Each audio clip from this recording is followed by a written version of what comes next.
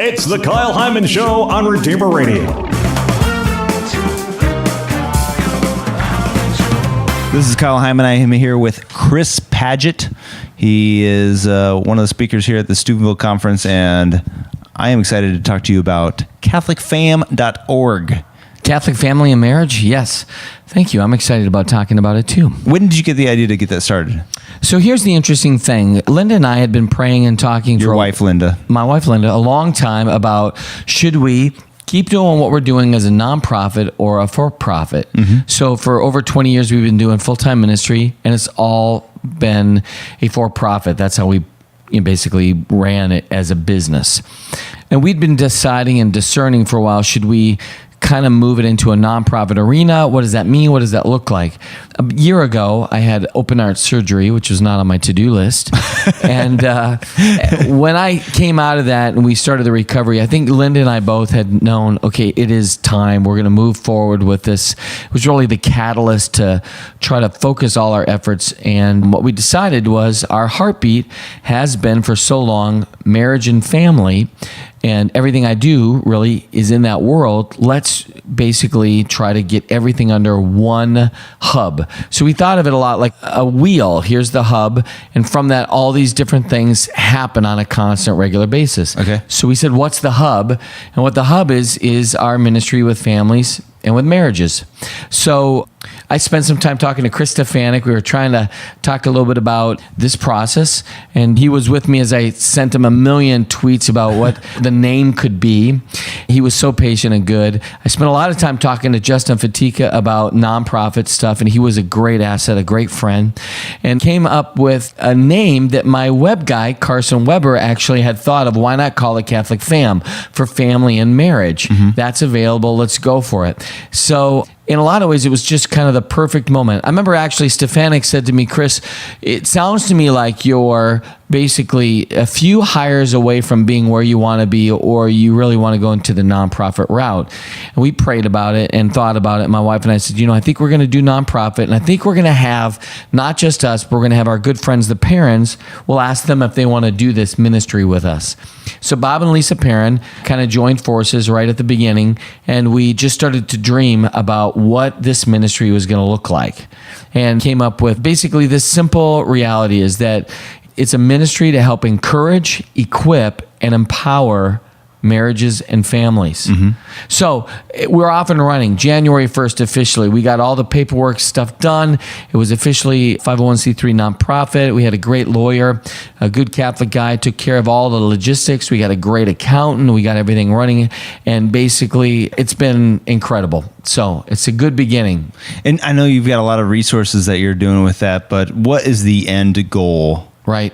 The end goal is it's an evangelistic ministry ultimately that basically comes alongside people and wants to encourage them. Like, don't give up. Because I think what we realized is that marriages are so basically frustrated and falling apart and under attack. They often feel alone. They don't have a lot of support.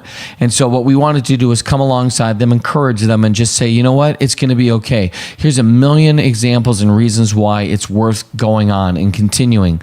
So we create resources. We create programs and books and put on presentations. There's a lot of real tangible boots on the ground kind of stuff that we do. But we also recognize we didn't want it just to be information only. We really wanted to try to empower people to put into play these programs. So we've created these programs so that anybody at any place could actually do them. We have a video series that'll be out in about 2 weeks. It's called Building Authentic Relationships, the BAR. Mm-hmm. And that's an evangelistic program for couples. It's gathering once a month that basically people hang out, they ask questions, they fellowship, they build relationships. And then basically it just kind of gives people the freedom to say, hey, don't worry, it's not super churchy. Come hang out with us. And it's usually at a home or at some sort of neutral location. We give them all the questions, a video for how they can do it, and then they're off and running. That's just one of a million things that we're kind of doing now. The other big effort has been social media. We're slamming social media nonstop to try to give as much encouragement to people as possible. Because again, part of this was like, where is everybody going for encouragement? Like, how do you make it as a married couple? Where do you go for fellowship? And we found that there was really hardly anything out there. So is this something that a parish kind of gets on board with and they start putting this on for their parishioners? Or is this something that individuals kind of say, hey, let's get this going in our neighborhood? Or it's whatever? Both. Okay. So here's what we did. For example, this has been the year in Syracuse, the year for the family. The bishop wanted this year to be a year focusing on the family, which is phenomenal for us since our ministry started. So we put on programs all year long for the different areas of our diocese. We have a program called Embrace, which is a gathering for couples in any walk of their journey, just to come and have about 3 talks in one night that really goes super deep, dealing with some difficulties. We get them talking. It's a beautiful night. We have dinner, and then we go into these talks. It's been very successful. We also have a program. We do all the pre-Canas for our diocese, so we get a chance to interact with all the couples getting married. And we've done a family mission, a few of those in each of the regions, which is pretty exciting as well. In addition to the bar, which is that evangelistic program once a month, we also have some stuff coming out that are book resources and a program for parishes called Grow. So ultimately, a lot of stuff going on. It's incredible. Yeah. So part of what we're doing is we're trying to say, if a diocese wanted to implement a program that helped actually give tangible resources to a church, we've got those. But we also know that couples basically are going to be the greatest asset for evangelizing other couples. So we wanted to create programs that somebody could implement in their home. So we have those. And then we also realized that sometimes it's just an individual who reads a book and they put it in their book program. So we have the books. So what we did is we just thought any media that could reach a person, video, books, podcasts, social media, we are on it, and we are just 100% all out for this ministry, because in the end, what we knew was we weren't going to be an Ascension Press. We thank God for them. But what we knew was our job was to encourage and to give people that hope that says, you know what, I want to try again. You know what, I need some community and some fellowship. Okay, let's help you get that going. I'm talking with Chris Paget, and you can find these resources at catholicfam.org. And whenever you talk about issues that especially marriages are dealing with, I suppose getting to the root of it, perhaps it has to do with that pre-Cana issue. And I know people all over the country have complained about marriage prep programs. Yeah.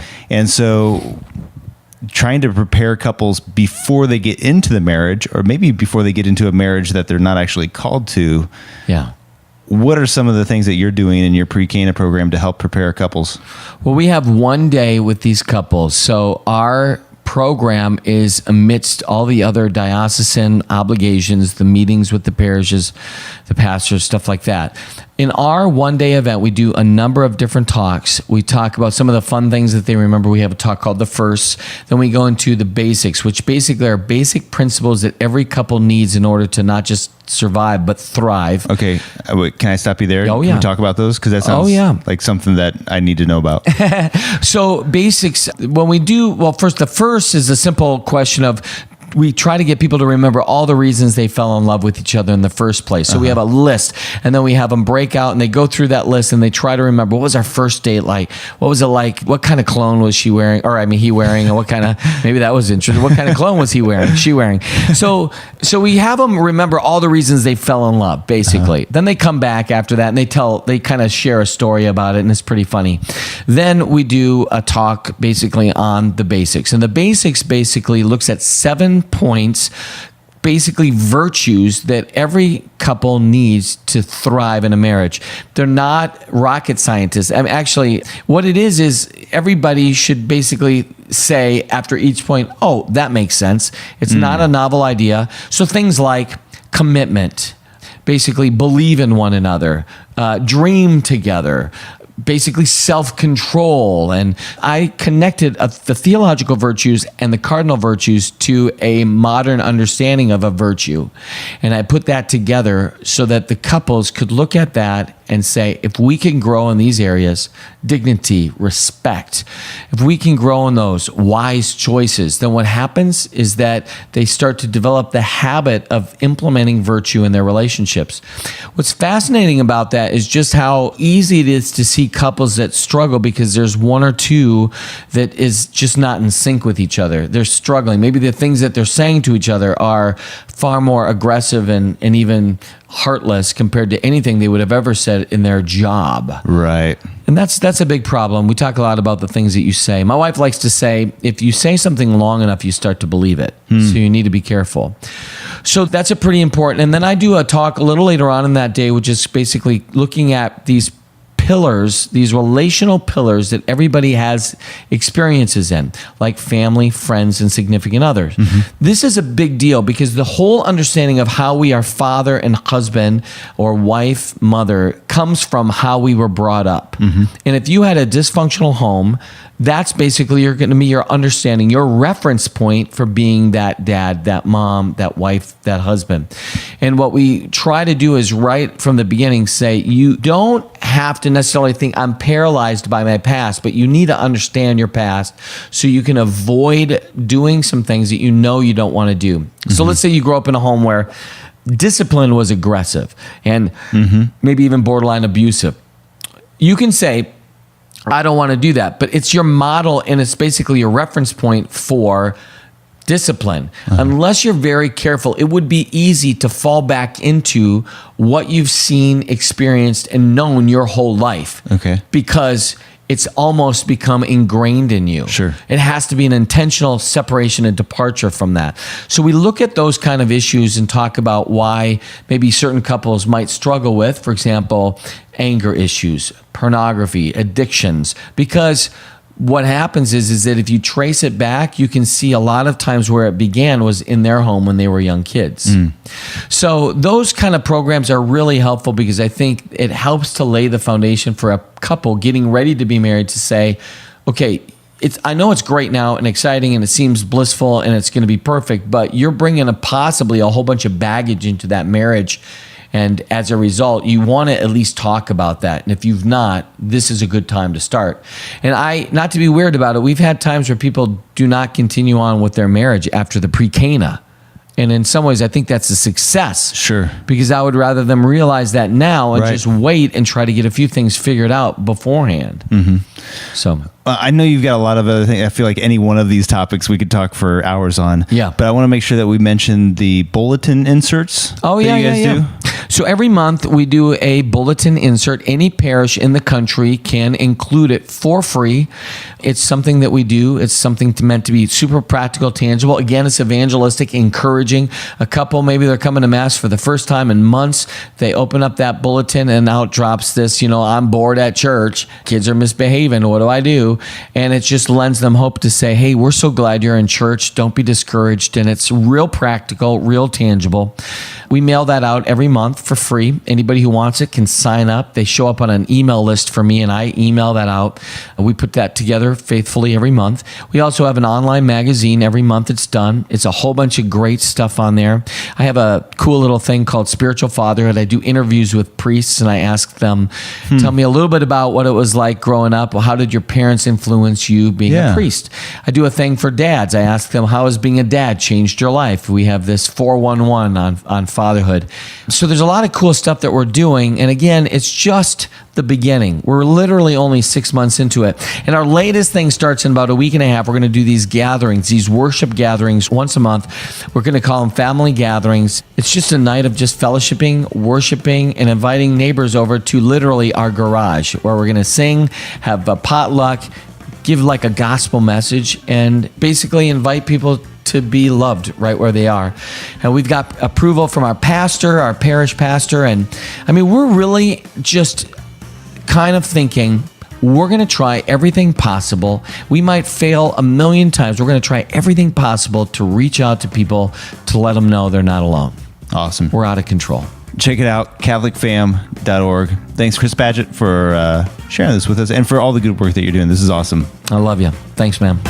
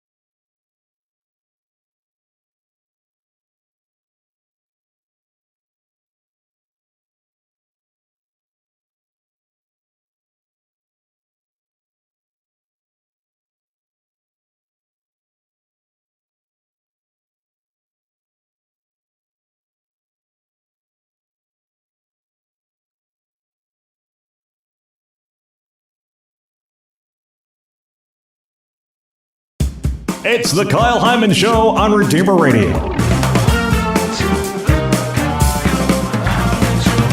This is Kyle Hyman, and with us today is our good friend and fellow Redeemer Radio supporter, Bill Schmitt. Thanks for being here, Bill. My pleasure, Kyle. Good to talk with you. You recently released a new book called When Headlines Hurt, Do We Have a Prayer? And it's Pope's Words of Hope for Journalism. How did you get interested in journalism in the first place? Well, it seemed to be just part of my life skills and perhaps vocation right from grade school when I was in Catholic grade school on Long Island, and I had this idea of doing a school newspaper, such as it was for a sixth grader, and the teachers let me do it on the old hexagraph machine that printed in purple ink. Yeah. And that led to my confidence that I could put some words together well, and then pursued journalism studies at Fordham and was privileged to be doing some secular journalism for a decade or two in Washington and New York. And I've always loved it. I've always pursued it as a vocation because I believed in the search for truth and the fact that helping people learn the truth would overall help individuals and society, hopefully. Do you have a go-to source for news?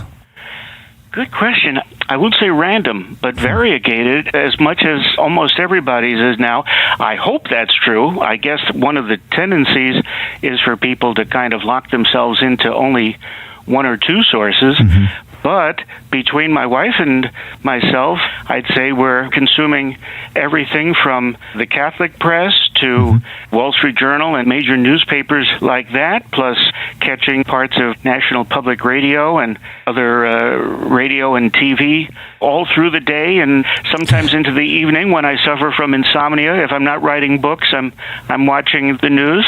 How have you seen journalism change and media change over your career in journalism?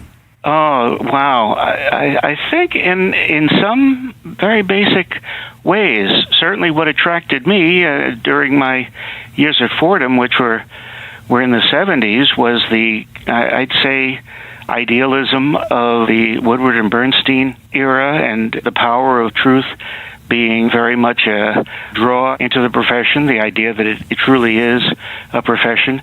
And that really hasn't changed. I don't mean to downgrade the folks who are entering the profession today, because a lot of them really do have a great sense of professionalism. Sure. Thank goodness. But nowadays it seems to be more ratings-driven. It's more sensationalism-driven. There are a lot of things that I think just represent our coarsened society, our lack of ability to listen to and convey the messages of all sides of a story, and also just to respect the dignity of everybody who's making the news, and then the dignity of the people who are receiving the news, because they have to be respected as people worthy of hearing all sides of the story, and then being able to take the news and not just digest and engage with buzzwords, but to actually say, hey, this is information we can use. Let's go use it to solve some problems. Yeah. How did fake news become a thing? There's probably always been fake news in one sense or the other, sometimes, especially during the days of yellow journalism. What is that? Yellow journalism was a period of time in the newspaper biz. I used to teach about this in an adjunct journalism course, so I won't even try to get the years right. But during an earlier phase of journalism, newspapers, before they became more professionalized, everybody was trying, there were maybe 5 or 6 newspapers in every town competing rabidly for readership. And if it took a little bit of, let's say, hyperbolizing, fake news would constitute maybe spicing up a fact here or there, certainly spicing up headlines. That, of course, continues. Like so many of those techniques, I think now fake news is more systematized and strategy. And as Pope Francis has said, it's not just about news that's based on false or distorted statistics, but it's news with a certain motivation. And it's a motivation to wield some power over the reader. And I think that's partly something that's changed over time.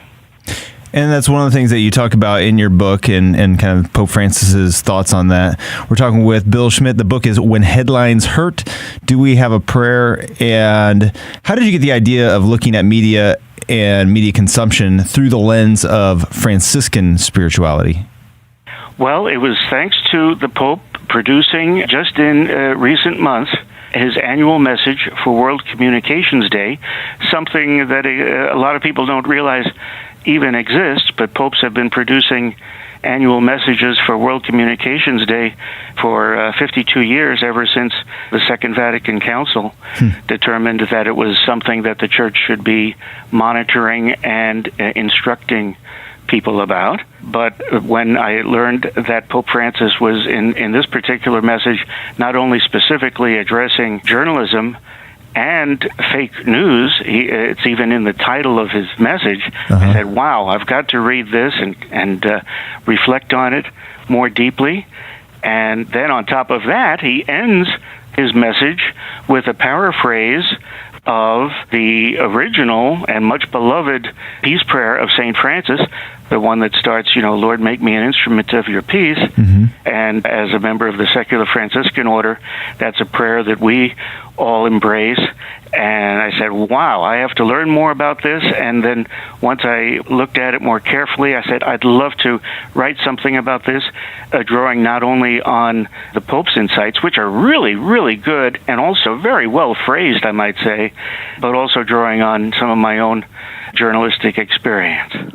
How can we as consumers of media be better at seeking the truth and kind of weeding out truth from lies or deception or maybe even just exaggeration? That's a very good question, partly because the Pope in the message, while his prayer and his message are in a sense directed toward journalists and focused on journalism, he's really addressing all of us. What he is saying is that it is something for all of us to be confronting, and that all of us have to kind of heal together. And he puts forth a few ideas that are helpful. One concept that really stuck with me was the need for what I think he calls education for truth. In other words, it's something that's part of our catechesis, or at least our formation as Catholics or Christians, or simply as believers and believers in the common good and in society. Basically, education for truth is our need to discern what we're consuming, to realize what might be somewhat manipulated facts and stories, and to be constantly seeking truth. That's in the Catechism itself, our mandate to be constant seekers of truth. And then on top of that, to use our desire to use truth for purpose. It's a purposeful pursuit. Journalism and the consumption of journalism as purposeful pursuits to gather the information we need so that we can go into conversations with others and enter into problem-solving efforts just in the public square. And so is the book written for journalists or consumers of journalism? Actually, both. I'm following the Pope's own model. I'm hoping that journalists will read this. A number of the reflections that I've put into the book have quotations from and draw upon the insights of experts in journalism, because, like I said, from way back in the 70s and way before, there's been a lot of idealism in journalism. So we're definitely looking to journalists to inform us about the future. But then I'd also like to address everybody and to ask them to think of themselves as producers and purveyors of journalism themselves, because we all know now that through social media, we are all creating and conveying news to each other all the time on Facebook, etc. And so if the journalists have responsibilities, I'd also like to invite, along with the Pope, people in all walks of life to be mindful of the information that they're sharing and how they're participating in the news process and in the conversations that follow. And on your website, you have a very impressive guide. It's like a companion to go along with the book. If people go to onword.net, onword.net, right. I can't imagine how much time this took you to put together all of these links. And it's a little guide of different resources for each chapter that goes along with it. Can you talk about some of the things that you have in that guide? Oh, thank you. Yes. Well, that was my journalistic instinct shining through, and also that recollection I had that all through my own education as a journalist and practice as a journalist, I was consuming good books and good writing. And indeed, I wrote a few pieces like for Editor and Publisher magazine on my own. I was finding really good, hopeful messages about the value of journalism, and they'll include everything from a link to The Elements of Journalism, which is a kind of iconic book now that was written years ago and is updated, and it really talks about the value, that truth is the bottom line in journalism. And then I also cite the Code of Ethics that is a long-standing part of membership and the work product of the Society of Professional Journalists, a national organization I belong to. And there, too, you're going to find a fair amount of reference to the need for the practice of journalism to be a balanced, responsible, human-respecting practice, and not just something that gets ratings or that catches your attention with the latest breaking news,